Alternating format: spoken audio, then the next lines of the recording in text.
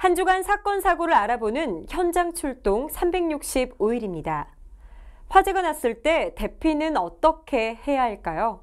지난 29일 오전 서울 도봉구 도봉동의 한 여관에서 원인을 알 수 없는 불이 났습니다.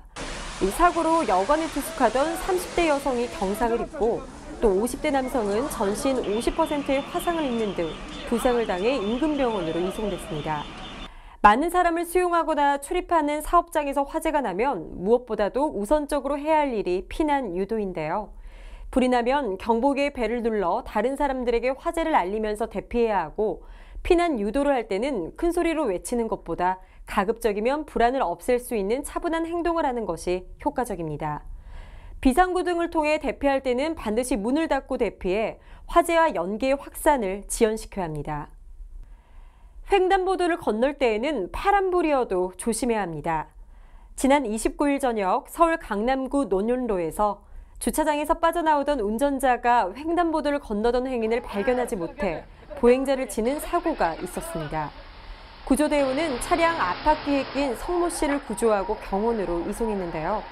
도로에서는 운전자뿐만 아니라 보행자도 조심해야 합니다.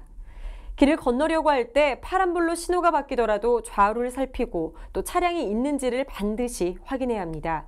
또 처음부터 건너기 시작한 사람이 아니면 파란 신호 중간에는 건너지 않아야 합니다. 신호등이 없는 횡단보도에서는 차량이 완전히 멈췄거나 운전자의 수신호가 있을 때 건너야만 하고요. 또 횡단보도가 아닌 곳에서는 절대 무단횡단을 하지 않아야겠죠.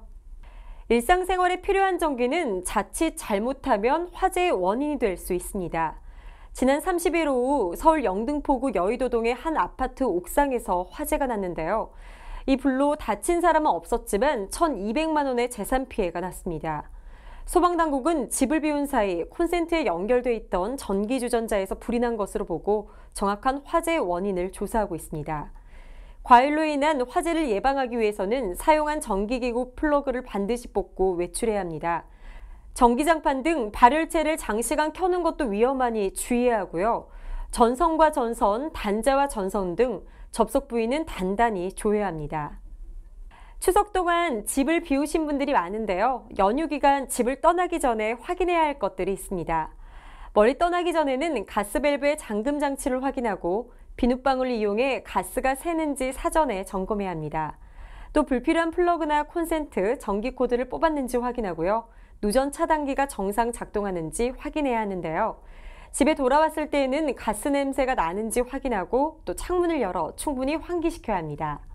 그럼 이번 한 주도 안전하고 건강하게 보내세요. 현장 출동 365일 여기서 마치겠습니다.